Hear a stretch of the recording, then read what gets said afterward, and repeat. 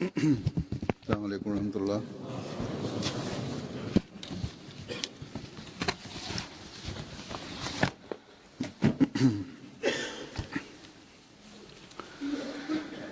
أشهد أن لا إله إلا الله وحده لا شريك له وأشهد أن محمدا عبده ورسوله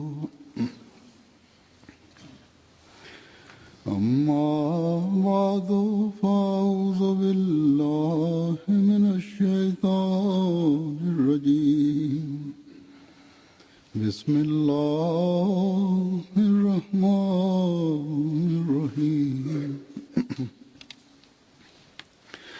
الحمد لله رب العالمين الرحمن الرحيم مالك يوم الدين إياك نعبد وإياك نستعين اهدنا الصراط المستقيم صراط الذين أنعمت عليهم غير المغضوب عليهم ولا الضالين.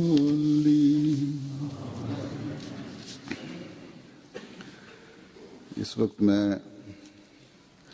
सहाबा हज़रत मसीह मौद अलैहिस्सलाम இப்போது நான் ஹஜ்ரத் மஸீஹ் மவ்ஊத் அலைஹிஸ்ஸலாத்து வஸ்ஸலாம் அவர்களின் சஹாபாக்களின் சில சம்பவங்களை எடுத்து கூறுவேன்.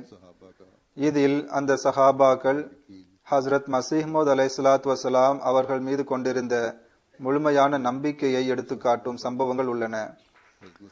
சஹாபாக்களின் மீது ஹஜ்ரத் மஸீஹ் மவ்ஊத் அலைஹிஸ்ஸலாத்து வஸ்ஸலாம் அவர்களின் நூட்கள் ஏற்படுத்திய சிறந்த தாக்கம், அந்த நூட்களை படித்ததால் அவர்களின் உள்ளங்களில் சத்தியம் வெளிப்பட்டது.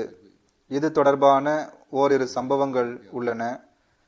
அவ்வாறே அல்லாஹ் தாலா கனவுகளின் மூலமாக அவர்களுக்கு எவ்வாறு வழிகாட்டினான் என்பதற்கான சில சம்பவங்களும் உள்ளன. சம்பவங்கள் யாவும் மிக நீண்ட சம்பவங்களாகும். எனவே அவற்றில் ஒவ்வொன்றிலும் ஒரு சம்பவத்தை மட்டும் எடுத்துள்ளேன்.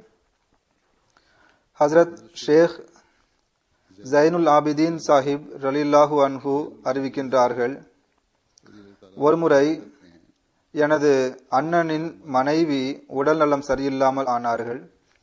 இனி காதியான் செல்வதை தவிர வேறு வழி இல்லை என்று எண்ணினோம்.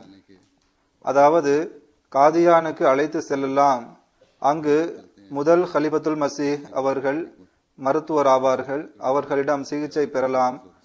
அல்லது ஹஜ்ரத் மஸீஹ் மவ்ஊத் அலைஹிஸ்ஸலாத்து வஸ்ஸலாம் அவர்களிடம் துவாவிற்காக விண்ணப்பிக்கலாம் என்று எண்ணினார்கள். எவ்வாறு இருப்பினும் அவர்கள் கூறுகின்றார்கள், நாங்கள் அங்கு சென்றோம். தாயாரும் சகோதரரும் உடன் இருந்தார்கள். வழியில் நாங்கள் அவர்கள் கைகளால் எழுதியுள்ளார்கள், அதை வாசிக்க முடியவில்லை. எனினும் அவர்கள் இவ்வாறு தான் எழுதியுள்ளார்கள். அதாவது, நோயுற்றிருந்த பெண்ணிடம் மௌலவி நூருத்தீன் சாஹிபிடம் சிகிச்சை பெற்றுக்கொள் என்று ஹஜ்ரத் சாஹிப் கூறுவார்கள். ஆனால் நான் ஹுசூர் உங்களிடமே சிகிச்சை பெற விரும்புகின்றேன், மௌலவி சாஹிபிடம் ஒருபோதும் சிகிச்சை பெறமாட்டேன் என்று சொல்ல வேண்டும் என்று கூறி புரிய வைத்தோம். அவர் கூறுகின்றார், நாங்கள் காதியான் சென்றடைந்தோம். ஹஜ்ரத் மஸீஹ் மவ்ஊத் அலைஹிஸ்ஸலாத்து வஸ்ஸலாம் அவர்கள் மௌலவி சாஹிப் உங்களுக்கு சிகிச்சை அளிப்பார்கள் என்று கூறினார்கள். ஆனால் அந்த பெண், ஹுசூர் நான் மௌலவி சாஹிபிடம் சிகிச்சை பெற தயாராக இல்லை, ஹுசூர் நீங்களே சிகிச்சை செய்யுங்கள் என்று கூறினார். ஹுசூர் அலைஹிஸ்ஸலாம் அவர்கள் ஒரு மருந்து எழுதினார்கள். 3 பாட்டில்கள் தேன் வீட்டிலிருந்து கொண்டு வந்து கொடுத்தார்கள். நான் நாளை லூதியானாவிற்கு செல்கிறேன், நீங்கள் இந்த சிகிச்சையை தொடங்குங்கள். நோய் மிகவும் அபாய நிலையில் உள்ளது, எனவே எனக்கு கடிதம் மூலமாக தகவல் கொடுங்கள் அல்லது நேரில் வாருங்கள் என்று கூறினார்கள். அவர் கூறுகின்றார், நாங்கள் அந்த மருந்து சீட்டை வாங்கி ஹஜ்ரத் மௌலானா நூருத்தீன் சாஹிபிடம் காண்பித்தோம். அவர்கள் கூறினார்கள், இந்த நோயாளிக்கு இந்த மருந்து மிகவும் தீங்கிழைக்கக்கூடியதாகும். நான் இந்த மருந்தை இவ்வாறான நோயாளிக்கு கொடுத்தால் அவர் ஒரே நிமிடத்தில் மரணம் அடைந்து விடுவார். ஆனால் இந்த மருந்தை ஹுசூர் எழுதி கொடுத்துள்ளார்கள், எனவே இந்த பெண் கண்டிப்பாக குணமடைந்து விடுவாள் என்றார்கள். எனவே நாங்கள் அந்த மருந்தை வாங்கி பயன்படுத்தினோம். அந்த பெண் 2-3 நாட்களில் குணமடைந்து விட்டாள். ஹசரத் முதல் ஹலிஃபத்துல் மசீஹுக்கு முழுமையான நம்பிக்கை இருந்தது. எனவே ஹசரத் மசீஹ் அலைஹிஸ்ஸலாத்து வஸ்ஸலாம் அவர்கள், நூருதீனை போன்றவர்கள் எனக்கு கிடைத்தால் புரட்சி ஏற்பட்டுவிடும் என்று கூறினார்கள். அந்த கிராமவாசிகளுக்கும் முழுமையான நம்பிக்கை இருந்தது. மருந்து எவ்வாறு இருந்தாலும் நாங்கள் அதை பயன்படுத்துவோம் என்று கூறி பயன்படுத்தினார்கள். இதனால் குணம் கிடைத்தது. அல்லாஹ் தாலா நிவாரணம் வழங்கினான். ஹஜ்ரத் மியா முகமது ஷரீப் சாஹிப் காஷ்மீரி ரலில்லாஹு அன்ஹு அறிவிக்கின்றார்கள், மியா ஜமாலுத்தீன் சாஹிப் ஷேக்வானி மௌலவி இமாமுத்தீன் சாஹிப் ஷேக்வானியின் சகோதரர் ஆவார். ஹுசூரிடம் கூறினார். ஹுசூர் பள்ளிவாசலின் மேல் தளத்தில் இருந்தார்கள். அப்போது ஹுசூர், இவர் எமது சகோதரர் முகமது ஷரீப் ஆவார். இவருடைய ஊரில் பிளேக் நோய் கடுமையாக உள்ளது, இவருக்காக துவா செய்யுங்கள் என்றார். அப்போது ஹுசூர் அலைஹிஸ்ஸலாம் என்னை பார்த்து, பிளேக் நோய் எந்த மாதிரியாக இருக்கிறது என்று கேட்டார்கள். நான் கூறினேன், முதலில் எலிகள் இறக்கின்றன என்றேன். அதற்கு அவர்கள், இது இறைவன் புறமிருந்து ஒரு நோட்டீஸ் ஆகும் என்றார்கள். பிறகு நான், ஹுசூர், சிவப்பு கொப்புளங்கள் தோன்றினால் அந்த நோயாளி பிழைத்துக் கொள்கிறார், மஞ்சள் கொப்புளங்கள் வந்த நோயாளி பிழைப்பதில்லை என்றேன். நீங்கள் அங்கு செல்வதுண்டா என்று ஹுசூர் கேட்டார்கள். நான் செல்லலாமா என்று கேட்டேன். தவிர்ப்பது நல்லது என்று கூறினார்கள். பொதுவாக அவர்களுக்கு அருகில் செல்லாதீர்கள், ஆனால் ஈமானின் உறுதி கொண்டவருக்கு எந்த ஆபத்தும் இல்லை, அவர் பிளேகால் மரணிக்க மாட்டார் என்றார்கள். அதற்கு நான், எனது மனைவி பிளேக் நோயால் மரணித்து விட்டாள் என்றேன். ஹுசூர் கூறினார்கள், என் மீது அவளுக்கு முழுமையான நம்பிக்கை இருக்கவில்லை என்று தெரிகிறது. ஈமான் இருந்தால் இவ்வாறு நோயால் மரணித்திருக்க மாட்டாள் என்றார்கள். அவர் கூறுகிறார், அவர் பையத் செய்யவில்லை என்று நான் புரிந்து கொண்டேன். பிறகு நீங்கள் இஸ்திக்ஃபார் ஓதுங்கள் என்று ஹுசூர் கூறினார்கள். எங்களது முழு குடும்பமும் நோயால் அவதிப்பட்டு கொண்டிருந்தது. ஹுசூருக்கு கடிதம் எழுதினேன், இஸ்திக்ஃபார் ஓதுங்கள் என்று மீண்டும் பதில் எழுதினார்கள். நாங்கள் இஸ்திக்ஃபார் ஓதினோம். இதனால் அல்லாஹ்வின் அருளால் நாங்கள் அனைவரும் சுகமடைந்து விட்டோம். மியா முகமது ஷரீப் சாஹிப் காஷ்மீரி ரலில்லாஹு அன்ஹு கூறுகின்றார்கள், ஜமாலுத்தீன் சாஹிப் ஷேக்வானி மியா சித்திக் சாஹிப்பின் தந்தை என்னிடம் கூறினார், பாதுஷா தேரே கப்படோं से बरकत ढूंढेंगे, அதாவது மன்னர்கள் உமது ஆடையிலிருந்து பரக்கத்தை தேடுவார்கள் என்பது ஹஜ்ரத் மசீஹ் அலைஹிஸ்ஸலாத்து வஸ்ஸலாம் அவர்களின் ஒரு இல்ஹாம் ஆகும். எங்களுக்கு பரக்கத் கிடைக்காதா என்று எண்ணினேன். அவர்களின் கண்களிலிருந்து கண்ணீர் வழிந்து கொண்டிருந்தது. அவர்களுக்கு ஹுசூரின் தலைப்பாகையின் ஒரு துணி கிடைத்தது. அதை தமது கண்களில் தடவினார்கள். இதனால் அவர்களின் கண்கள் குணமடைந்தன. அவர்கள் கூறுகின்றார்கள், எனக்கும் கண்களில் வீக்கம் இருந்தது, நானும் எனது கண்களில் தேய்த்தேன், அது குணமடைந்தது. ஹஜ்ரத் மசீஹ் அலைஹிஸ்ஸலாத்து வஸ்ஸலாம் அவர்களின் நூட்களின் தாக்கம் தொடர்பான 2 சம்பவங்கள் உள்ளன. ஹஜ்ரத் மியா முகமது தீன் சாஹிப் மியா நூருத்தீன் சாஹிப்பின் மகன் கூறுகின்றார்கள். அவர்கள் சில கருத்துக்களை மேலே கூறியுள்ளார்கள். அதன் தொடர்ச்சியாக கூறுகின்றார்கள், நான் முன்னதாக கூறியுள்ளேன், அதாவது ஆரியர்கள், பிரம்ம சமாஜை சேர்ந்தவர்கள், நாஸ்திகர்கள் ஆகியோரின் சொற்பொழிவுகளின் தீய விளைவுகள் என்னை போன்ற இன்னும் பலரையும் சீரழித்து விட்டது. அதாவது இறைவனை விட்டு விலக்கிவிட்டது, இஸ்லாத்தை விட்டு விலக்கிவிட்டது. இந்த தீய விளைவுகளின் தாக்கத்தால் அர்த்தமற்ற வாழ்க்கையை வாழ்ந்து கொண்டிருந்தேன். அப்போது பராஹினே அஹ்மதியா படிப்பதற்கு கிடைத்தது. அதை படிக்க ஆரம்பித்தேன். இதுவும் அல்லாஹ் தாலாவின் அருளாகும். அவன் நூட்களை படிப்பதற்கு நற்பாக்கியம் வழங்கியுள்ளான். இந்த நற்பாக்கியத்தை பெறாத பலர் இருக்கின்றனர். அவர்களின் இயல்பில் பிடிவாத தன்மை இருக்கிறது. ஆனால் அல்லாஹ் தாலா இவருக்கு அருள் புரிந்தான். இவர்கள் கூறுகின்றார்கள், எனக்கு பராஹினே அஹ்மதியா கிடைத்தது. அதை வாசிக்க ஆரம்பித்தேன். அதை வாசித்துக் கொண்டிருக்கையில் இறை இருப்பை பற்றி படிக்கும் போது 90வது பக்கத்தில் 2வது அடிக்குறிப்பையும் 149வது பக்கத்தின் 11வது அடிக்குறிப்பையும் வாசிக்கும் போது எனது நாத்திக கொள்கை கற்பூரத்தை போன்று மறைந்து விட்டது. இது ரூஹானி ஹசாயினின் முதல் பாகத்தின் 78வது பக்கமாகும். இவர் அடிக்குறிப்பு எண் 2 என்று எழுதியிருக்கிறார்.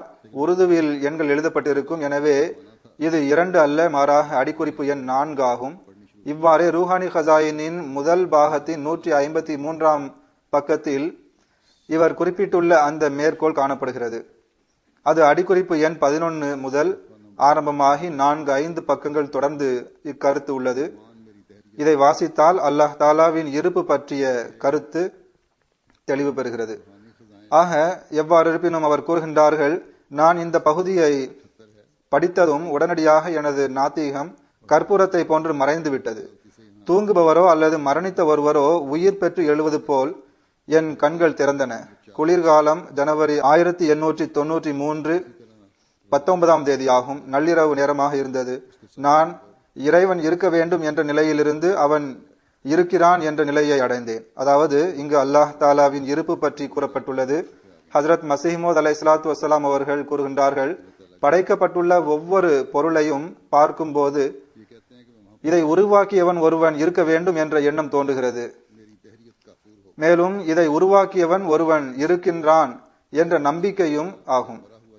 இவ்விரண்டு கருத்துக்களையும் இறை இருப்பிற்கான ஆதாரமாக ஹஜ்ரத் மசீஹ் அலைஹிஸ்ஸலாத்து வஸ்ஸலாம் அவர்கள் எடுத்து கூறியுள்ளார்கள். அல்லாஹ் இருக்கின்றான் என்ற இந்த உணர்வுதான் உண்மையில் அல்லாஹ் தாலாவின் மீது நம்பிக்கையை உருவாக்குகின்றது. ஆக இந்த கருத்து மிகவும் ஆழமானது. இதன் விளக்கத்தை இப்போது கூறிவிட முடியாது. பராஹினி அஹ்மதியாவில் அது எழுதப்பட்டுள்ளது, அதை படியுங்கள். அவர் கூறுகின்றார், நான் இந்நூலை படித்துக் கொண்டிருக்கும் போது நள்ளிரவு நேரமாக இருந்தது. இறைவன் இருக்க வேண்டும் என்ற நிலையிலிருந்து அவன் இருக்கின்றான் என்ற நிலையை அடைந்தேன். அதை வாசித்தவுடன் தௌபா செய்ய வேண்டும் என்பதன் பக்கம் கவனம் ஏற்பட்டது. நான் உடனே தௌபா செய்தேன். புதிய மண்பானையில் குளிர்ந்த தண்ணீர் வெளியே முற்றத்தில் இருந்தது. ஜனவரி மாதம் மண்பானை தண்ணீர் எவ்வளவு குளிராக இருக்கும் என்று நீங்களே சற்று யூகித்து பாருங்கள். என் பக்கத்தில் கட்டில் இருந்தது. எனது வேஷ்டியை குளிர்ந்த தண்ணீரில் துவைத்தேன். மங்து என்ற பெயரையுடைய எனது வேலைக்காரர் தூங்கிக் கொண்டிருந்தார். நான் துவைத்துக் கொண்டிருந்ததால் கண் விழித்தார். என்ன ஆகிவிட்டது என்று என்னிடம் அவர் கேட்டார். இந்த வேஷ்டியை என்னிடம் கொடுங்கள், நான் துவைத்து தருகிறேன் என்றார். ஆனால் நான் குடித்திருந்த அந்த மதுபானத்தால் ஏற்பட்ட இன்பம் யாரிடமும் பேசுவதை எனக்கு அனுமதிக்கவில்லை. இறுதியில் மங்து அமைதியாகிவிட்டார். அவர் கூறுகின்றார், நான் ஈரமான வேஷ்டியை உடுத்திக் கொண்டு தொழ ஆரம்பித்தேன். மங்து அதை பார்த்து கொண்டே இருந்தான். மிகுந்த ஈடுபாட்டுடன் நான் மிக நீண்ட நேரம் தொழுதேன். இதனால் எனது வேலைக்காரர் மங்து களைப்படைந்து தூங்கிவிட்டார். நான் தொழுது கொண்டே இருந்தேன். இந்த தொழுகையை பராஹின் தான் தொழ வைத்தது. அதன் பின்னர் இதுவரை நான் தொழுகையை விட்டதில்லை. ஹஜ்ரத் மசீஹ் அலைஹிஸ்ஸலாத்து வஸ்ஸலாம் அவர்களின் இந்த அற்புதத்தை கூறவே நான் இந்த அழகிய நீண்ட முன்னுரையை எழுதியுள்ளேன். அதாவது பராஹினி அஹ்மதியா என்னுள் ஒரு புரட்சியை எவ்வாறு ஏற்படுத்தியது என்பதை கூறுவதற்காகவே நான் இந்த முன்னுரையை எழுதியுள்ளேன் என்று கூறுகிறார். அவர் கூறுகின்றார், வாலிப பருவத்தில் திருமணமாகாதவனாக நான் இருந்தேன். அப்போது கார்த்திகை நட்சத்திரத்தை விடவும் உயரமாகவே சென்றுவிட்ட ஈமானை மீண்டும் கொண்டு வந்து என் உள்ளத்தில் நிலைநிறுத்தினார்கள். முசல்மான் பாஸ்கர்தன் என்பதை உண்மைப்படுத்துவனாக ஆக்கிவிட்டார்கள். அந்த இரவில் நான் நிராகரிப்பவனாக நுழைந்தேன். அதன் காலை பொழுது விடியும் போது முஸ்லிமாக நான் வெளிவந்தேன். பராஹினி அஹ்மதியாவை வாசித்ததன் காரணமாக முஸ்லிமாக எனக்கு விடிந்த காலை பொழுதில் நான் நேற்று மாலை வரை இருந்த அந்த முகம்மதீனாக இருக்கவில்லை. எனது இயல்பில் வெட்க உணர்வு அதிகமாக இருந்தது. ஆனால் தீயவர்களுடன் சேர்ந்ததன் காரணமாக அந்த உணர்வு மறைந்திருந்தது. அல்லாஹ் தாலா தனது அருளாலும் ஹஜ்ரத் மசீஹ் அலைஹிஸ்ஸலாத்து வஸ்ஸலாம் அவர்களின் அருளாலும் எனக்கு எனது வெட்க உணர்வு திரும்பவும் கிடைத்தது. அப்போது நான் இந்த வசனத்தின் நிழலின் கீழ் சுகம் அனுபவித்துக் கொண்டிருந்தேன். சூரா ஹுஜராத்தின் 7வது வசனம் என்று இங்கு எழுதப்பட்டுள்ளது. ஆனால் இது 8 மற்றும் 9வது வசனங்களாகும். அல்லாஹ் ஹப்பப இலைக்குமுல் ஈமான வ ஸய்யனஹு ஃபீ குலூபிக்கும் வ கர்ரஹ இலைக்குமுல் குஃப்ர வல் ஃபுசூக வல் இஸ்யான் உலாயிக ஹுமுர் ராஷிதூன் ஃபத்லம் மினல்லாஹி வ நிஅமா வல்லாஹு அலீமுன் ஹகீம். அல்லாஹ் நம்பிக்கையை உங்களுக்கு விருப்பமானதாகவும் அதனை உங்கள் உள்ளங்களுக்கு அழகு வாய்ந்ததாகவும் ஆக்கியுள்ளான்.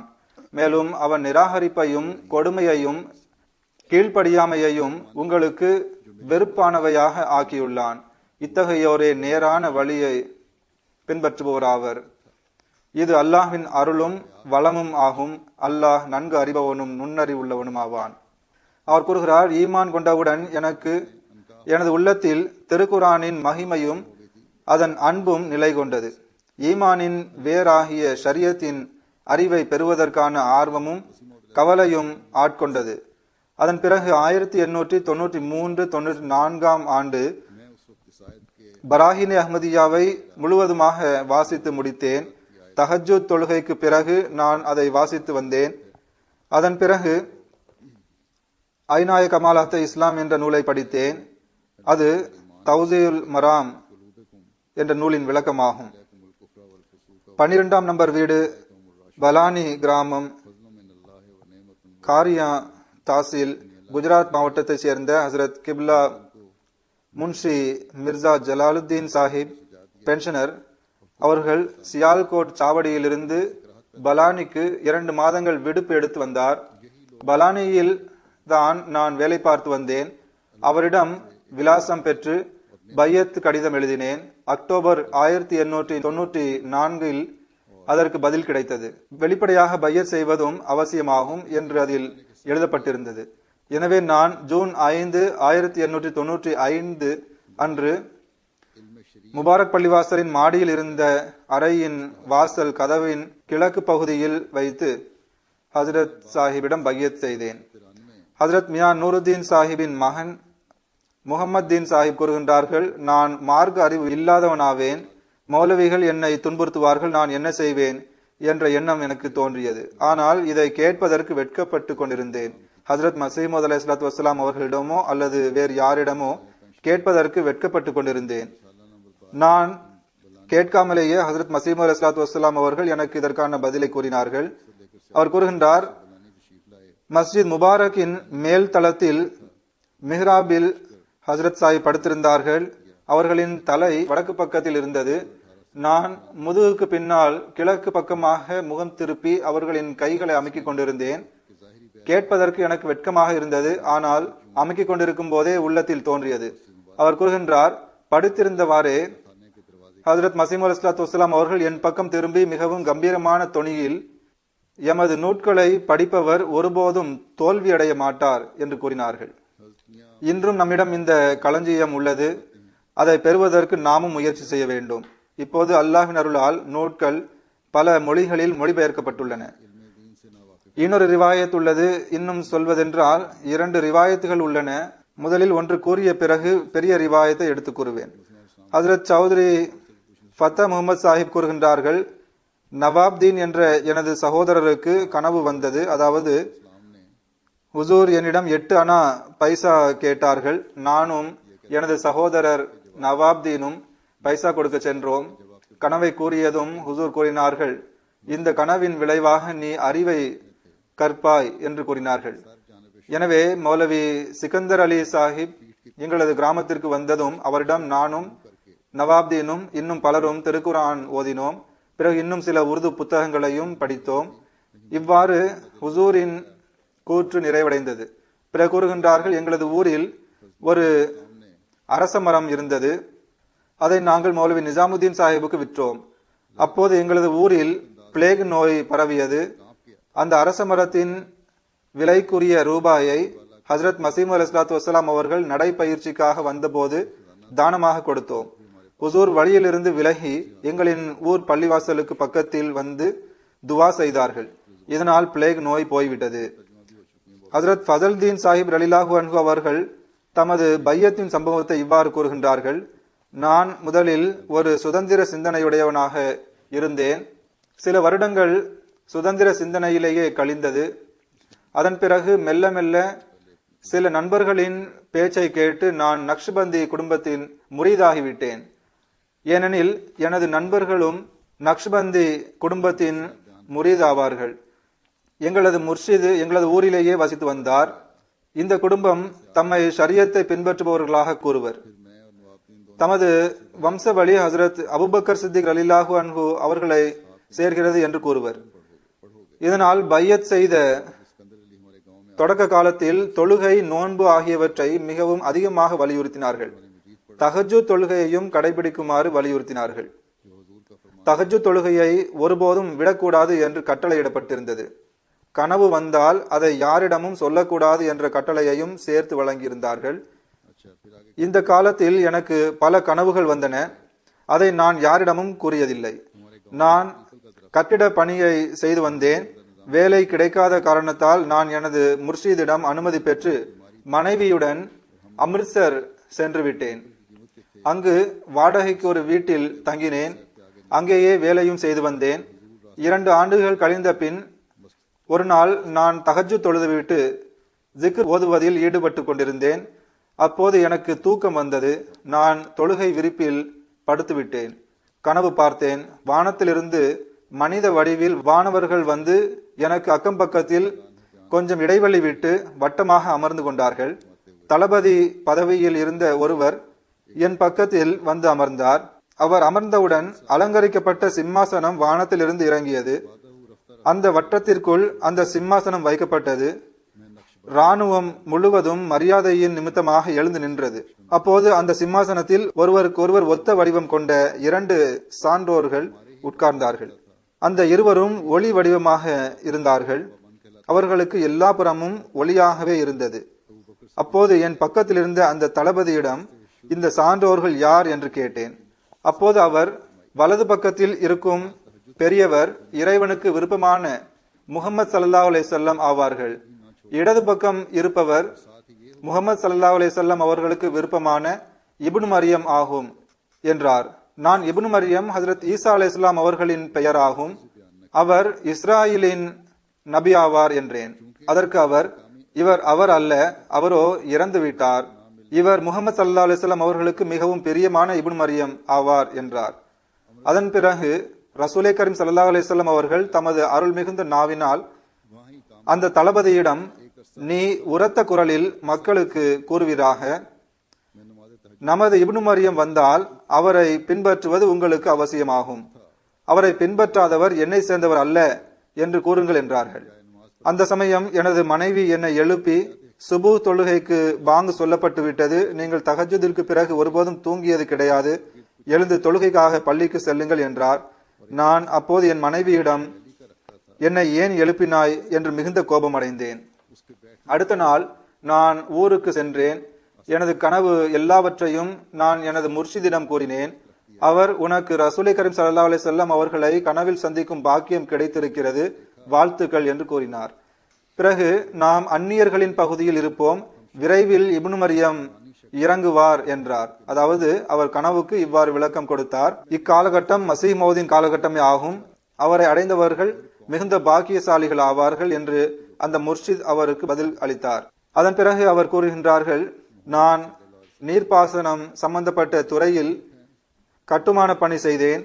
ஒரு கிளர்க் மூலமாக இந்த பணி எனக்கு கிடைத்தது. இந்நாட்களில் பல கனவுகள் வந்தன. பீர் முர்ஷித் கனவுகளை யாரிடமும் கூறக்கூடாது என்று கூறியதன் காரணமாக நான் யாரிடமும் சொல்லாமல் இருந்தேன். 15-20 வருடங்கள் வரை நான் பணியாற்றினேன். பிறகு வேலையை விட்டு விலகி எனது ஊருக்கு திரும்பி சென்று விட்டேன். அங்கு என் வீட்டிலேயே வசித்து வந்தேன். எனவே எனது சகோதரரில் ஒருவரான மௌலவி முகமது சிராக் சாஹிப் எனக்கு ஆசிரியராகவும் இருந்தார். அவர் அஹ்லே ஹதீஸ் பிரிவில் மிகவும் உறுதியானவர் ஆவார். நான் வேலையை விட்டு திரும்பி வந்ததும் அவரை அஹ்மதி தரீகாவை சேர்ந்தவராக கண்டேன். அதாவது அவர் அஹ்மதியாக இருந்தார். அவர் என்னுடன் ஹசரத் சாஹிபின் ஜமாத்தை பற்றி பேச ஆரம்பித்தார். ஆனால் நான் அதில் ஆர்வம் காட்டவில்லை. ஏனெனில் நான் ஃபக்கீர்மார்களை நம்பியிருந்தேன். ஃபக்கீர்கள் தான் உண்மையான ஷரியத்திற்கு சொந்தக்காரர்கள் ஆவார்கள் என்று நான் நம்பியிருந்ததன் காரணமாக மௌலவி சாஹிபிற்கு எந்த பதிலையும் கூறவில்லை. ஆம், இந்த காலத்தில் மக்கள் இவ்வாறான வியாபாரத்தை நடத்துகின்றார்கள், அவர்கள் இறைவனின் படைப்பினங்களை ஏமாற்றுகின்றார்கள் என்று மட்டும் கூறினேன். எனவே எனது முர்ஷிதிடம் இது பற்றி கேட்டு ஆராய வேண்டும் என்று நான் எண்ணினேன். ஹசரத் சாஹிபின் இந்த வாதம் சரியா, அவர் இறைவனின் புறமிருந்து வந்தவரா அல்லது இது வெறும் ஏமாற்றமா என்று கேட்டறிய வேண்டும் என்பதற்காக அவருடைய வீட்டிற்கு சென்றேன். பீர் சாஹிபின் மகனிடம் ஹசரத் எங்கே என்று கேட்டேன். அதற்கு அவர் அழுது கொண்டே முர்ஷித் 2 மாதங்களுக்கு முன்பு இறந்து விட்டதாக கூறினார். அவரது மறைவு செய்தியை உங்களுக்கு தெரிவிக்க மறந்துவிட்டோம், மன்னித்து விடுங்கள் என்றார். எனக்கு மிகவும் துக்கம் ஏற்பட்டது, துயரம் ஏற்பட்டது. நான் அழுது கொண்டே வீட்டிற்கு திரும்பி வந்துவிட்டேன். ஒரு நாள் மீண்டும் மௌலவி சாஹிப் என்னிடம் கூறினார், நீ படித்தவன் ஆவாய், ஹசரத் சாஹிபின் நூட்களை பார்க்க வேண்டும், அதாவது ஹசரத் மசீமது அலைஹிஸ்ஸலாத்து வஸ்ஸலாம் அவர்களின் நூட்களை படிக்க வேண்டும் என்று கூறி உடனடியாக ஜல்சா மசாஹிப் மோத்சு என்ற பெயரை கொண்ட நூலை எனக்கு கொடுத்தார்கள். அதை நான் முழுவதுமாக படித்து முடித்தேன். பிறகு எனக்கு பராஹினே அஹ்மதியாவின் 4 பாகங்களையும் கொடுத்தார்கள். அதையும் நான் முழுமையாக வாசித்தேன். உடனடியாக ஹசரத் முகமது ரசூலுல்லாஹ் ஸல்லல்லாஹு அலைஹி வஸல்லம் அவர்களுக்கு பிறகு இவ்வாறு தகுதியான ஒரு மனிதர் யாரும் தோன்றவில்லை. மேலும் ரசூலுல்லாஹ் ஸல்லல்லாஹு அலைஹி வஸல்லம் அவர்களுக்கு பிறகு இஸ்லாம் அல்லாத பிற எல்லா மதங்களையும் இஸ்லாத்தின் உண்மையின்பால் அழைப்பு விடுக்கும் ஒரு நூலை யாரும் இதுவரை வெளியிட்டதும் இல்லை என்று என் உள்ளத்தில் போடப்பட்டது. அவர் கூறுகின்றார்கள், அதன் பிறகு என் உள்ளம் தடுமாற்றம் அடைந்தது. இவ்வாறு உலகத்திற்கு முன்னால் உண்மையை எடுத்துரைக்கும் இவர் உண்மையாளர் என்று நான் பையத் செய்தால் நான் உண்மையாளரிடம் பையத் செய்து விட்டேன் என்று கருதலாம். ஆனால் இவர் தமது வாதத்தில் பொய்யர் என்றால் இந்நிலையில் நான் ஒரு பொய்யரின் பையத்தில் இணைந்தவனாகி விடுவேனே என்று தோன்றியது. இவ்வாறு இதில் 2 மாதங்கள் வரை நான் கழித்தேன். மௌலவி சாஹிப் எனக்கு எல்லா வகையிலும் புரிய வைத்தார்கள். ஆனால் உள்ளம் ஏற்கவில்லை. ஒருமுறை ரமலான் மாதத்தின் முதல் தேதி அன்று நான் இறைவனிடம் மிகவும் பணிவுடன் உருக்கத்துடன் துவா செய்தேன். வானங்களையும் பூமியையும் படைத்தவனே, முகமது ஸல்லல்லாஹு அலைஹி வஸல்லம் அவர்களுக்காக இந்த நபர், அதாவது மிர்சா சாஹிப் உண்மையாளர் என்றால், இவரை சீர்திருத்தவாதியாக அனுப்பி இருக்கிறாய் என்றால், நீ எனக்கு உன்புறமிருந்து வெளிப்படையாகவோ அல்லது கனவின் மூலமாகவோ எனக்கு அடையாளம் காட்டுவாயாக. எனக்கு நீ அடையாளம் காட்டாவிட்டால் கியாமத் நாளின் போது எனக்கு எதிராக உன்னிடம் எந்த ஆதாரமும் இருக்காது. ஏனெனில் உண்மையாளர் மற்றும் பொய்யர் யார் என்று பிரித்தறியும் சக்தி என்னிடம் இல்லை. அவ்வளவுதான் என்று துவா செய்தேன். ரமலான் 15 கழிந்த பிறகு நான் தஹஜ்ஜுத் தொழுகைக்கு பின்னர் நான் ஒரு முறை தொழுகை விரிப்பில் படுத்து தூங்கிவிட்டேன். அப்போது கனவு கண்டேன். நானும் என்னுடன் ஒரு நபரும் ஒரு ஊருக்கு போய்க் கொண்டிருக்கிறோம். வழியில் ஒரு தோட்டம் தென்படுகிறது.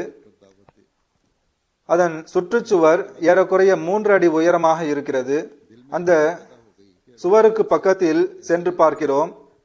அந்த தோட்டம் சொர்க்கத்தின் முன்னுதாரணம் போன்று இருக்கிறது. அதில் ஆறுகள் ஓடுகின்றன. ஆனால் தண்ணீர் இல்லாமல் காய்ந்து இருக்கிறது. அதில் கொஞ்சம் கொஞ்சம் தண்ணீர் ஓடிக்கொண்டிருப்பது தெரிகிறது. அதில் மிகவும் உயரமான அரண்மனைகள் தென்படுகின்றன. அந்த தோட்டத்திற்குள் சென்று சுற்றி பார்க்க வேண்டும் என்று நாங்கள் இருவரும் எண்ணினோம். எனவே நாங்கள் இருவரும் அதன் சுற்றுச்சுவரை தாண்டி உள்ளே செல்ல நாடினோம். ஆனால் நாங்கள் மிகவும் கடினமாக முயற்சி செய்தும் சுற்றுச்சுவரை தாண்டி உள்ளே செல்ல முடியவில்லை. அவர் தனது நீண்ட கனவை கூறுகின்றார். பிறகு கண்டிப்பாக உள்ளே செல்ல வேண்டும் என்று உறுதி கொண்டோம். இதன் கதவு எங்கிருக்கிறது என்று கண்டுபிடிக்கலாம் என்று கூறி அத்தோட்டத்தின் 3 பக்கத்தில், அதாவது தெற்கு, மேற்கு மற்றும் வடக்கு ஆகிய திசைகளில் தேடி பார்த்தும் அதன் கதவு கிடைக்கவில்லை. பிறகு கிழக்கு திசையை நோக்கி செல்லலாம், ஒருவேளை அந்த பக்கம் இதன் கதவு நமக்கு கிடைக்கலாம் என்று கூறி அந்த தோட்டத்தின் கிழக்கு திசையின் பக்கம் சென்றோம். அங்கு ஒரு மரத்தின் நிழலில் ஒரு பெரியவர் உட்கார்ந்திருந்ததை பார்த்தோம். அந்த பெரியவர் தம் கையின் சைகையால் எங்களை அழைத்து கொண்டு இருந்தார். இங்கே வாருங்கள், இதன் கதவு பற்றி நான் உங்களுக்கு கூறுகின்றேன். நீங்கள் வரவில்லை என்றால் வாழ்நாள் முழுவதும் உங்களுக்கு தோட்டத்தின் கதவு கிடைக்காது என்று கூறி அழைத்தார். நாங்கள் அந்த பெரியவரிடம் சென்றவுடன் வெகு நாட்களுக்கு முன்பு அமிர்த்சரில் வைத்து வந்த கனவு எனக்கு நினைவுக்கு வந்தது. நான் உள்ளத்தில் கூறினேன், இந்த பெரியவரை தான் நான் ரசூல் ஸல்லல்லாஹு அலைஹி வஸல்லம் அவர்களுடன் சிம்மாசனத்தில் கனவில் கண்டேன். அவரிடம், ஹஜ்ரத் நீங்கள் யார் என்று கேட்டேன். அப்போது அவர், நான் இப்னு மரியம் ஆவேன். அங்கே பாருங்கள், தோட்டத்தின் கதவு உள்ளது, உள்ளே சென்று சுற்றி பாருங்கள் என்று கூறினார். நாங்கள் இருவரும் தோட்டத்தினுள் சென்றோம். முழுவதும் சுற்றி பார்த்தோம். யதார்த்தமாக எனக்கு தாகம் ஏற்பட்டது. என்னுடன் இருந்த நபரிடம், எனக்கு தாகமாக இருக்கிறது, ஆற்றின் தண்ணீர் மிகவும் தாழ்ந்துள்ளது, கை எட்டாது, என்ன செய்வது என்றேன். நாங்கள் களைப்படைந்து ஒரு மரத்தின் கீழ் அமர்ந்தோம். சில நேரம் கழித்து ஒரு பையன், 10-12 வயது உடைய சிறுவன் ஒரு அரண்மனையிலிருந்து வெளியே வந்தான். அவனது கையில் முட்டை வடிவத்தில் கிண்ணம் ஒன்று இருந்தது, அதாவது நீள்வட்ட வடிவில் இருந்தது. அதில் ஏதோ ஒன்று இருந்தது. அதை கொண்டு வந்து எனது கையில் வைத்து விட்டான். இதை குடி என்று கூறினான். எனக்கு தாகமாக இருந்ததால் அந்த கிண்ணத்தை அவனிடமிருந்து வாங்கி அதிலிருந்து ஏறக்குறைய பாதி அளவு குடித்தேன். மீதியை களைப்பாக இருந்த என் நண்பருக்கு கொடுத்தேன். அந்த பையன் அவரிடமிருந்து அந்த கிண்ணத்தை பிடுங்கி என்னிடம் கொடுத்து, இது உனது பங்காகும், இவருக்கு இதில் பங்கு இல்லை. அதாவது கனவில் இவருடன் இருந்த அந்த நபருக்கு இதில் பங்கு இல்லை என்று கூறினான். இதனால் என்னுடன் இருந்த நபர் வெட்கப்பட்டு, நேரம் அதிகமாகிவிட்டது, நாம் இன்னும் நெடுந்தூரம் செல்ல வேண்டும், போகலாம் என்றார். எனவே நாங்கள் வேகமாக கதவின் பக்கம் வந்தோம். எனது நண்பர் விரைவாக கதவை விட்டு வெளியே சென்று விட்டார். நான் உள்ளேயே இருந்த நிலையில் மௌலவி சாஹிபின் மகன் வந்து என்னை எழுப்பி, நீங்கள் தஹஜ்ஜுதிற்கு பிறகு திருக்குரானின் மன்சில் ஓதாமல் இன்று தூங்கிவிட்டீர்கள், என்ன காரணம் என்றார். நான் அவரிடம் கோபப்பட்டு, நான் இப்போது அழகான கனவு கண்டு கொண்டிருந்தேன், நீ மிகவும் மோசமான காரியம் செய்து விட்டாய், என்னை எழுப்பிவிட்டாய் என்றேன். அவர், இறைவனின் அடியாரே, சுபு பாங்கு சொல்லப்பட்டு விட்டது, மௌலவி சாஹிப் பள்ளிவாசலில் ஜமாத்திற்காக காத்திருப்பார்கள், வாருங்கள் தொழலாம் என்று கூறினார். எனவே நாங்கள் பள்ளிக்கு சென்றோம். ஒலு செய்துவிட்டு மௌலவி சாஹிபுடன் ஜமாத்தாக தொழுதேன்.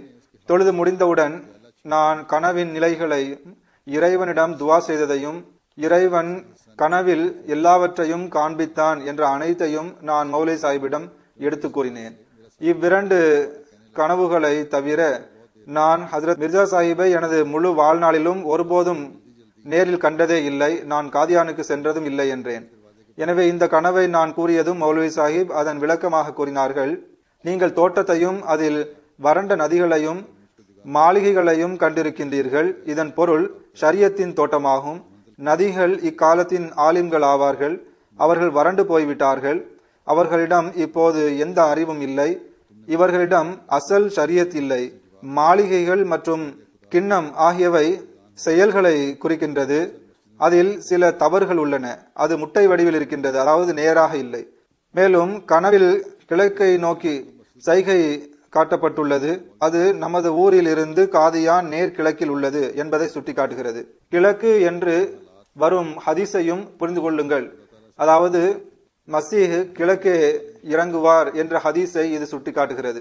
மேலும் நீங்கள் அடையாளமிட்டு காட்டிய அந்த பெரியவர் ஹஜ்ரத் மிர்சா குலாம் இமாம் மஹதி மற்றும் மசீஹ் மவுத் அலை இஸ்லாம் அவர்கள் ஆவார்கள்.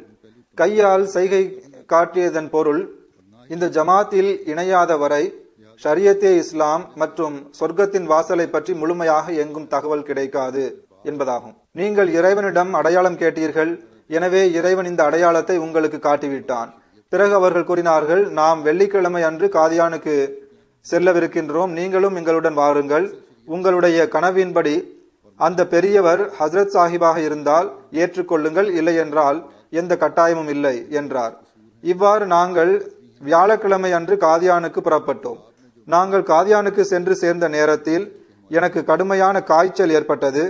மௌலவி சாஹிப் ஹஜ்ரத் சாஹிபிடம், எமது ஊரை சேர்ந்த ஒருவர் சத்தியத்தை தேடி இங்கு வந்துள்ளார், அவர் நோன்பு வைத்திருந்தார், எனவே காய்ச்சல் வந்து விட்டது என்று கூறினார்கள். ஹஜ்ரத் சாஹிப் என்னை பார்த்து, மௌலவி சாஹிப், நீங்கள் ஏன் அவரை நோன்பு வைத்துக் கொண்டு பயணம் செய்ய வைத்தீர்கள்? வழியில் காய்ச்சலோ அல்லது வேறு நோய் ஏதாவது ஏற்பட்டிருந்தால் நீங்கள் என்ன செய்வீர்கள்? இது திருக்குரானின் விருப்பத்திற்கு மாற்றமானதாகும். சரி, நாம் மருந்து கொடுத்து அனுப்புகின்றோம், இன்ஷா அல்லாஹ் நிவாரணம் கிடைத்துவிடும் என்று கூறினார்கள். மருந்து வந்தது. ஹாமித் அலி சாஹிப் கொண்டு வந்தார்களா அல்லது வேறு யார் கொண்டு வந்தார்கள் என்று தெரியவில்லை. நான் மருந்து குடித்தேன். காய்ச்சல் குணமாகிவிட்டது. காய்ச்சலின் மயக்க நிலையில் நான் அப்போது ஹஜ்ரத் சாஹிபை சரியாக அடையாளம் பார்க்க முடியவில்லை. அடுத்த நாள் வெள்ளிக்கிழமையாக இருந்தது. நாங்கள் ஒலு செய்துவிட்டு விரைவாக முதல் வரிசையில் இடம் கிடைக்க வேண்டும் என்பதற்காக முன்னதாகவே சென்று விட்டோம். முதல் வரிசையில் இடம் கிடைத்து விட்டது. முதலில் மௌலவி அப்துல் கரீம் சாஹிப், அதன் பிறகு மௌலவி சாஹிப், அதாவது முதல் கலிபத்துல் மசீஹ் ஆகியவர்கள் வந்தனர். அவர்களுக்கு பிறகு ஹஜ்ரத் மிர்சா சாஹிப் வருகை தந்தார்கள். நான் அவர்களை பார்த்தவுடன் அடையாளம் கண்டு கொண்டேன். இவர்தான் நான் கனவில் கண்ட பெரியவர் ஆவார். நான் எனது மௌலவி சாஹிபிடம் கூறிவிட்டேன், இவர்தான் இப்னு மரியம் ஆவார். இவரைத்தான் நான் 2 முறை கனவில் கண்டேன். மௌலவி சாஹிபிற்கு திருப்தி ஏற்பட்டுவிட்டது. இனி இவரே பையத் செய்து விடுவார் என்று எண்ணினார்கள். ஆம், நாங்கள் காதியானுக்கு புறப்பட்ட போது 4 பேர் இருந்தோம். ஒன்று நான், 2 மௌலவி சாஹிப், 3வது எனது கனவில் என்னுடன் இருந்த அந்த நபர் ஆவார். 4வது நபர் மண்பாண்டங்கள் செய்யும் ஒருவராவார். அவர் பையத் செய்வதற்காக வந்தார். ஆக மௌலவி அப்துல் கரீம் சாஹிப் குத்பா ஓதினார்கள். ஜும்மாவும் அவரே தொழ வைத்தார் என்றுதான் நினைக்கின்றேன். எனவே ஜும்மா தொழுகைக்கு பிறகு பையத் செய்பவர்கள் வந்து பையத் செய்யலாம் என்று குரல் கொடுக்கப்பட்டது. அன்று பலர் பையத்திற்காக வந்திருந்தார்கள். அவர்களில் எங்களுடன் வந்த அந்த 4வது நபர் மண்பாண்டங்கள் செய்பவர் அவரும் இருந்தார். நாங்கள் பையத் செய்வதற்காக சென்றபோது எனது கனவிலும் என்னுடன் இருந்த அந்த நபர் பையத் செய்வதை விட்டு என்னை தடுத்தார். எனது உள்ளத்தில் யூகங்களை ஏற்படுத்தினார். நீ ஹஸ்ரத் சாஹிபின் நூட்களை படிக்கின்றீர், எனவே அதே சிந்தனைகள் கனவு வடிவில் தோன்றியிருக்கின்றது, வேறு எதுவும் இல்லை, இது உண்மை கிடையாது, உனது கனவு தவறான கனவாகும் என்று கூறி யூகங்களை ஏற்படுத்தினார். இவ்வனைத்தும் வெறும் ஏமாற்றமாகும் என்று கூறினார். நான் அறிவில் மிகவும் பலவீனமானவன் ஆவேன். அதாவது இதன் காரணமாக அவர் என்னை பையத் செய்வதை விட்டு தடுத்தார். எனவே நாங்கள் அடுத்த நாள் அதிகாலையில் நாங்கள் 4வரும் காதியானிலிருந்து ஊருக்கு திரும்பினோம். பட்டாலாவிலிருந்து அலிவால் என்ற ஊருக்கு செல்லும் சாலையில் மொலேவால் வரை சென்றதும் நீ பையத் செய்து விட்டாயா என்று மௌலவி சாஹிப் என்னிடம் கேட்டார்கள். நான் இல்லை என்று பதில் கூறினேன். ஏன் பையத் செய்யவில்லை என்று கேட்டார்கள். உனக்கு உனது கனவின்படி எல்லாம் நிறைவேறிவிட்டது, பிறகு ஏன் பையத் செய்யவில்லை என்று கேட்டார்கள். நான் அவரிடம், இந்த நபர் என்னை தடுத்தார், நீ மிர்சா சாஹிபின் நூட்களை படிக்கின்றாய், எனவே அந்த சிந்தனைகள் யாவும் கனவுகளின் வடிவில் உனக்கு தோன்றியிருக்கின்றது, வேறு எதுவும் இல்லை என்று கூறினார் என்றேன். இதை கேட்டதும் மௌலவி சாஹிப் என்னிடமும் அந்த நபரிடமும், அவர் மௌலவி சாஹிபின் சிறிய தந்தையின் மகன் ஆவார், மிகவும் கோபமடைந்தார்கள். என்னிடம், இனி எனக்கும் உனக்கும் இடையே ஆசிரியர் மாணவர் உறவு அல்லது வேறு எந்த உறவும் கிடையாது என்று கூறினார்கள். நாங்கள் அசர் தொழுகையின் நேரத்தில் எங்களது ஊருக்கு வந்து சேர்ந்தோம். அதன் பிறகு நான் 4-5 நாட்களாக ஊரில் இருந்தேன். ஆனால் மௌலவி சாஹிப் என்னிடம் கோபமாகவே இருந்தார்கள். தற்செயலாக மோசா பாம்படியில் இருந்து எனக்கு பாபு ஜான் முகமதுவின் கடிதம் வந்தது. நான் பணி மாற்றம் அடைந்து கோட்டி நகர் ஹர்ச்சுவாலுக்கு வந்து விட்டேன். என்னிடம் வேலை அதிகமாக இருக்கிறது, நீங்கள் வேலையை விட்டு வந்துவிட்டீர்கள் என்று கேள்விப்பட்டேன். எனவே கடிதம் கிடைத்ததும் மோசா பாம்படி அல்லது கோட்டி ஹர்ச்சுவாலுக்கு கண்டிப்பாக வாருங்கள் என்று எழுதியிருந்தார். எனது உள்ளமும் சற்று கவலை அடைந்திருந்தது. எனவே கடிதம் கிடைத்த மறுநாள் ஹர்ச்சுவால் ஆற்றின் பங்களாவுக்கு காதியான் வழியாக சென்று சேர்ந்தேன். பாபு சாஹிப் மிகவும் மகிழ்ச்சியுடன் என்னை உபசரித்தார்கள். அடுத்த நாள் என்னிடம் பணி ஒப்படைக்கப்பட்டது. நானும் பணிகளில் மூழ்கிவிட்டேன். 3வது நாள் எனக்கு 3வது கனவு வந்தது. அந்த கனவில் ஹசரத் மிர்சா சாஹிப் மசீமோத் அலைஹிஸ்ஸலாத்து வஸ்ஸலாம் என் அருகே வந்து உட்கார்ந்தார்கள். நான் மரியாதையின் நிமித்தமாக பெரியவர்களின் மரபுப்படி காலை முத்தமிடுவதற்காக எனது தலையை கவிழ்த்தினேன். ஆனால் ஹசரத் சாஹிப் தங்களது அருளுக்குரிய கரங்களால் என்னை அவ்வாறு செய்வதிலிருந்து தடுத்தார்கள். இது ஷிர்க் ஆகும் என்று கூறினார்கள். பிறகு மியா ஃபசல்தீன், பாரும், நீர் இறைவனிடம் துவாவின் மூலமாக அடையாளத்தை கேட்டீர். எனக்கு வெளிப்படையாகவோ அல்லது கனவின் மூலமாகவோ அடையாளம் காண்பிக்கப்படாவிட்டால் கியாமத்தில் நீ மசீமோதை ஏன் ஏற்றுக்கொள்ளவில்லை என்று கேட்பதற்கு இறைவா, எனக்கு எதிராக உன்னிடம் எந்த ஆதாரமும் இருக்காது என்று கூறி துவா செய்தீர். எனவே இப்போது உமக்கு அடையாளம் கிடைத்து விட்டது, மீது ஆதாரங்கள் பூர்த்தியாகிவிட்டது. இந்த அளவிற்கு மட்டும் பேசிவிட்டு அவர்கள் சென்று விட்டார்கள். நான் கனவிலிருந்து விழித்தெழுந்தேன், அழ ஆரம்பித்தேன். கண்ணீரால் எனது சட்டை நனையும் அளவிற்கு அழுதேன். அந்த தருணமே நான் பாபு சாஹிப்பிடம் தகவல் தெரிவிக்காமல் வெறும் காலால் எழுந்து ஓடினேன். செருப்பு கூட அணியவில்லை. ஒரு நபர் நான் இவ்வாறு ஓடிக்கொண்டிருப்பதை பார்த்து பாபு சாஹிப்பிடம் சென்று, மேஸ்திரி சாஹிப் தம் ஊருக்கு ஓடிக்கொண்டிருக்கிறார் என்று கூறிவிட்டார். உடனே பாபு சாஹிப் குதிரையை ஓட்டிக்கொண்டு என்னை பின்தொடர்ந்தார்கள். என்னை ஹர்ச்சுவால் ஆற்று பாலத்தில் வைத்து பிடித்து விட்டார்கள். உங்களுக்கு என்னவாயிற்று? அனுமதி வாங்காமல் உங்கள் ஊருக்கு ஓடிக்கொண்டிருக்கிறீரே, நலம்தானா என்று கேட்டார். நான், என்னை விட்டு விடுங்கள், நான் காதியானுக்கு போய்கொண்டிருக்கிறேன், எனது ஊருக்கு செல்லவில்லை என்றேன். காதியானின் பெயரை கேட்டவுடன் அவர் கொதித்தெழுந்தார். ஏனென்றால் அவர் எதிரியாவார், இன்னும் எதிர்த்து கொண்டே இருக்கின்றார். அவர் என்னை விடவில்லை. நான் மிகவும் பணிவுடன், பாபு சாஹிப் என்னை போக விடுங்கள், இல்லையேல் நான் இங்கேயே உயிரை விட்டு விடுவேன். ஏனென்றால் இது எனது கட்டுப்பாட்டில் இல்லை. ஏதோ ஒரு சக்தி என்னை வலுக்கட்டாயமாக இழுத்து கொண்டு போய்கொண்டிருக்கிறது. நான் 3 நாட்களுக்கு பிறகு பணியில் ஆஜராகி விடுவேன் என்று உறுதியளிக்கிறேன் என்று கூறினேன். அவர் என்னை விட்டுவிட்டார். நான் மிர்சா சாஹிப் உண்மையாளர் ஆவார் என்று கூறிக்கொண்டிருந்தேன். எனது உள்ளத்தின் கருத்துக்களை அவர்கள் கூறினார்கள். உன் மீது அத்தாட்சி நிறைவடைந்து விட்டது என்று கூறிவிட்டார்கள். எனவே நான் காதியானுக்கு வந்துவிட்டேன். இப்போது புக் டிப்போ உள்ள இடத்தின் பின்னால் அச்சகம் இருந்தது. கிணற்றுக்கு அருகில் முகமது இஸ்மாயில் அச்சகத்தில் வேலை பார்த்து கொண்டிருந்தார். அவரிடம் நான் மிர்சா சாஹிப்பை சந்திக்க வேண்டும் என்றேன். அவர் லுகர் தொழுகைக்கு முபாரக் பள்ளிவாசலுக்கு வருவார்கள், அங்கு நீங்கள் சந்தித்துக் கொள்ளுங்கள் என்றார். அன்று அவர்கள் லுகர் தொழுகையில் வரவில்லை. மகரிப் நேரத்தில் அவர்கள் வருகை தந்தார்கள். நான் அவர்களை சந்தித்தேன். ஹுசூர், நான் பையத் செய்ய வேண்டும் என்றேன். ஹுசூர் 3 நாட்களுக்கு பிறகு பையத் வாங்கப்படும் என்று கூறினார்கள். நான் 3 நாட்கள் வரை அங்கு தங்கினேன். 3ஆம் நாள் நான் மீர் காசிம் அலி சாஹிப், ஃபாரூக் பத்திரிகையின் ஆசிரியர் மற்றும் 3வது வேறு ஒரு நபர் இருந்தார். அவரது பெயர் எனக்கு ஞாபகம் இல்லை. சையத் சர்வர் ஷா சாஹிபாக இருக்கலாம் என்று நினைக்கின்றேன். நாங்கள் பையத் செய்தோம். இவ்வாறு ஜமாத் அஹ்மதியாவில் நான் இணைந்தேன். அல்லாஹ் தாலா இவ்வாறு மக்களை பையத் செய்ய வைத்தான். ஹசரத் மசீமது அலைஹிஸ்ஸலாத்து வஸ்ஸலாம் அவர்கள் கூறினார்கள், நமது தப்லீகிற்கான பல பணிகளை வானவர்கள் செய்கிறார்கள் என்று கூறினார்கள்.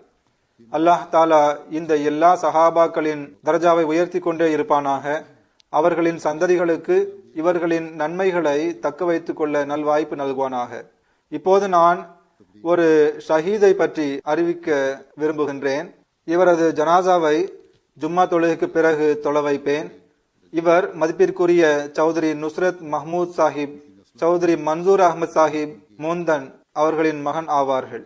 இவரது குடும்பத்தில் அஹ்மதியத் ஹசரத் சௌத்ரி இனாயத்துல்லா சாஹிப் ரலில்லாஹு அன்ஹு அவர்கள் மூலமாக கிடைத்தது. இவர் ஹசரத் மசீமது அலைஹிஸ்ஸலாத்து வஸ்ஸலாம் அவர்களின் சஹாபி ஆவார்கள். இவர் ஷஹீத் மர்ஹூமின் பாட்டனார் சௌத்ரி இஹ்லாஸ் அஹ்மத் சாஹிபின் மைத்துனர் ஆவார். இவரது முயற்சியினால் பிற்காலத்தில் சௌத்ரி இஹ்லாஸ் அஹ்மத் சாஹிப் அவர்களும் முதல் ஹலீஃபாவின் காலத்தில் பையத் செய்தார்கள். இவரது குடும்பம் சியால்கோட் மாவட்டத்தின் பெல்வால்பூர் ஊரை சேர்ந்ததாகும். சௌத்ரி நுஸ்ரத் சாஹிப் ஏறக்குறைய 30 வருடங்களாக மண்டி பஹாவுத்தீனில் வசித்து வந்தார்கள். 2008ஆம் ஆண்டு தமது மனைவி மற்றும் சிறிய மகளுடன் லாங் ஐலாண்ட், நியூயார்க், அமெரிக்காவில் சென்று அங்கு வாழ்ந்து வந்தார்கள். நுஸ்ரத் மஹமூத் சாஹிப் மார்ச் 6, 1949ஆம் ஆண்டு சியால்கோட் மாவட்டத்தின் பெல்வால்பூரில் பிறந்தார்கள். பிறகு சியால்கோட்டின் மர்ரே காலேஜில் கிராஜுவேஷன் முடித்தார்கள். பிறகு சுகர் மில் மண்டி பஹாவுதீனில் பணிபுரிந்தார்கள். ஏறக்குறைய 35 வருடங்கள் மேனேஜராக பணியாற்றினார்கள். பிறகு நான் ஏற்கனவே குறிப்பிட்டது போன்று அவர் அமெரிக்காவிற்கு மாற்றமாகி போய்விட்டார். செப்டம்பரில் இவர் தமது இளைய மகள் ஷாஹிசா மஹ்மூத் சாஹிபா அவர்களின் திருமணத்திற்காக அமெரிக்காவிலிருந்து பாகிஸ்தான் வந்தார்கள். அக்டோபர் 5, 2012 அன்று ஷாஹிசா மஹ்மூதாவின் திருமணம் சாத் ஃபாரூக் சாஹிப் ஷஹீதுடன் ஆனது. இவர் திருமணத்திற்கு பிறகு 3வது நாளே ஷஹீதாக்கப்பட்டார். இவர் ஃபாரூக் அஹமத் சாஹிப் கஹ்லூவின் மகன் ஆவார். 19 அக்டோபர் அன்று ஜும்மா நாளில் சாத் ஃபாரூக் சாஹிப் ஷஹீத் ஆனார்கள் என்று அவருடைய ஜனாசாவை அறிவிக்கும் போது நான் கூறினேன். இவருடைய 2வது சம்பந்தி ஃபாரூக் அஹமத் கஹ்லூ சாஹிப் மற்றும் இன்னும் சிலர் பைத்துல் ஹம்த் பள்ளிவாசலில் பல்தியா டவுனில் ஜும்மா தொழுகையை முடித்துவிட்டு வீட்டிற்கு திரும்பி வந்து கொண்டிருந்தார்கள். அப்போது அடையாளம் தெரியாத நபர்கள் இவர்கள் மீது துப்பாக்கியால் சுட்டார்கள். சாத் ஃபாரூக் சாஹிப் மோட்டார் சைக்கிளில் இருந்தார்கள். அவர் சம்பவ இடத்திலேயே ஷஹீதாகிவிட்டார்கள்.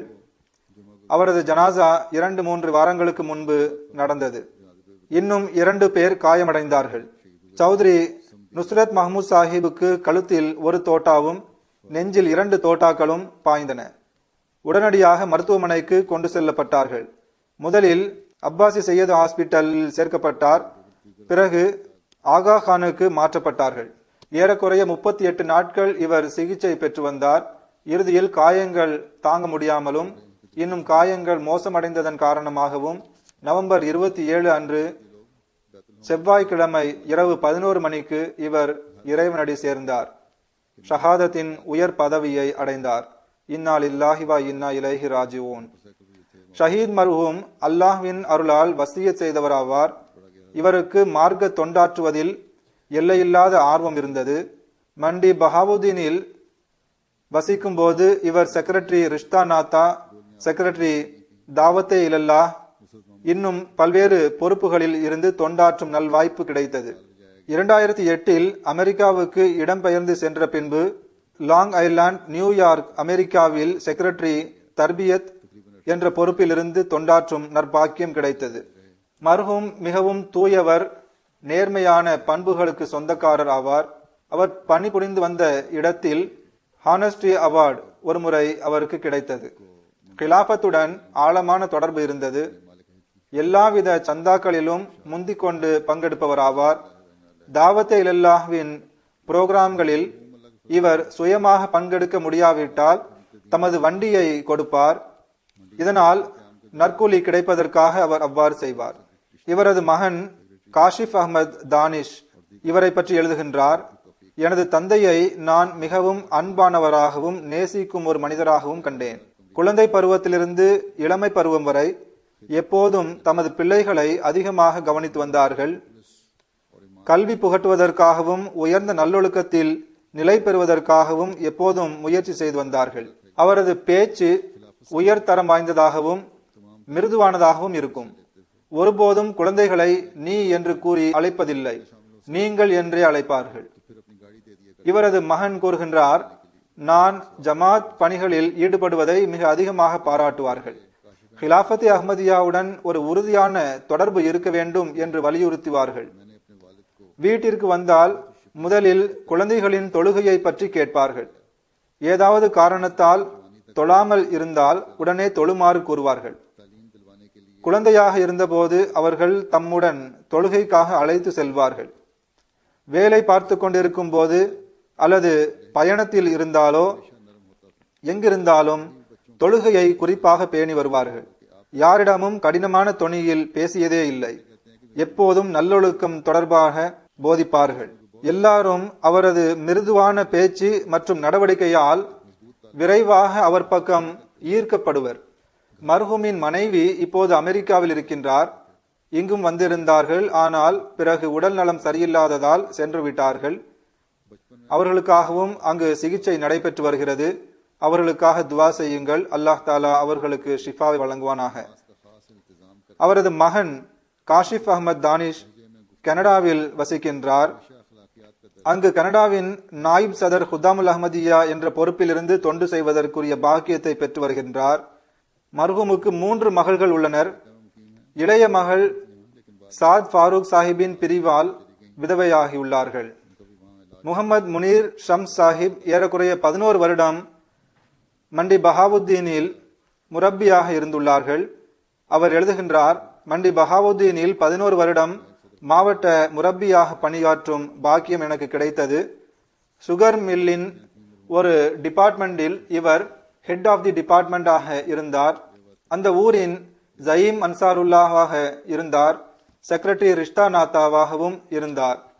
பைத்து ஜிக்ர் கெஸ்ட் ஹவுஸின் முரப்பி ஹவுஸின் கமிட்டியின் தலைவராகவும் இருந்தார். ஜமாத்தாக ஐவேளை தொழுகைகளை தொழுது வந்தார். பிறகு உணவு உண்டுவிட்டு அலுவலகத்திற்கு செல்வார். தஹஜ்ஜு தொழுபவர் ஆவார். முரப்பி ஹவுஸ் பள்ளிவாசலுக்கு பக்கத்தில் தான் இருக்கின்றது.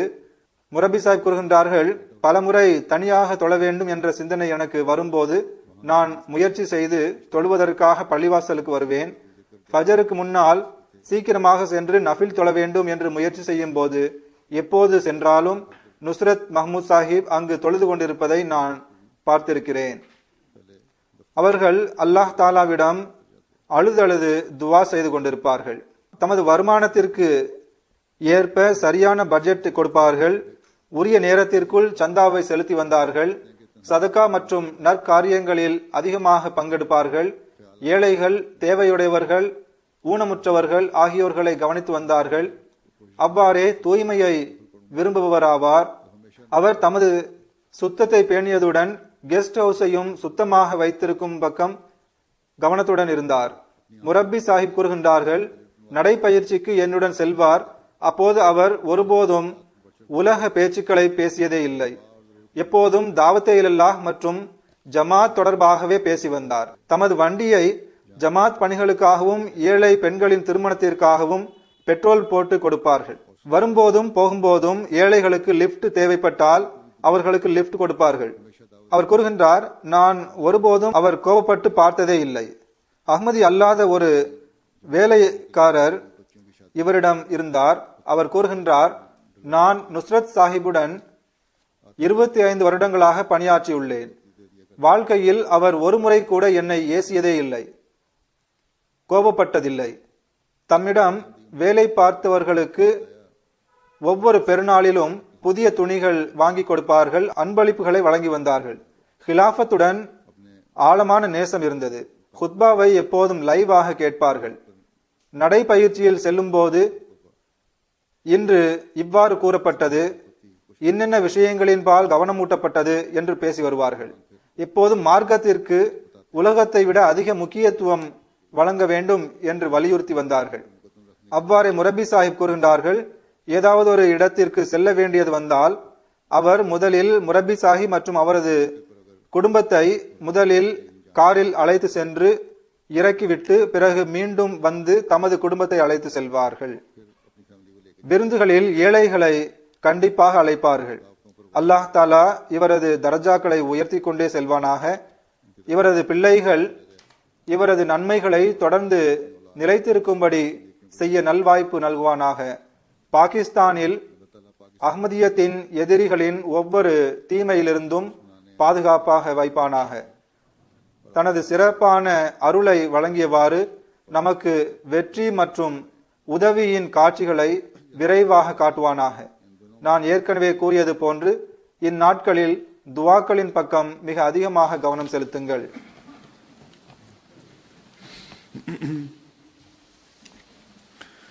அல்ஹம்துலில்லாஹ்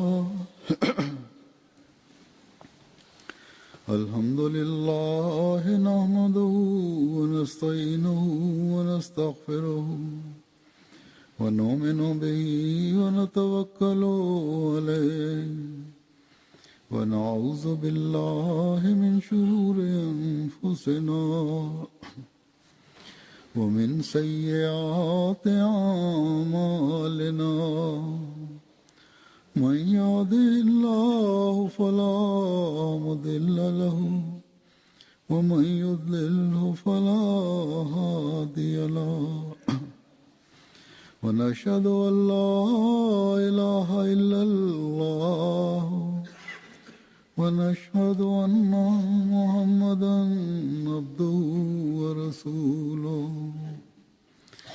عباد الله رحمكم الله إن الله يأمر بالعدل والإحسان وإيتاء ذي القربى وينهى عن الفحشاء والمنكر والبغي يعظكم لعلكم تذكرون.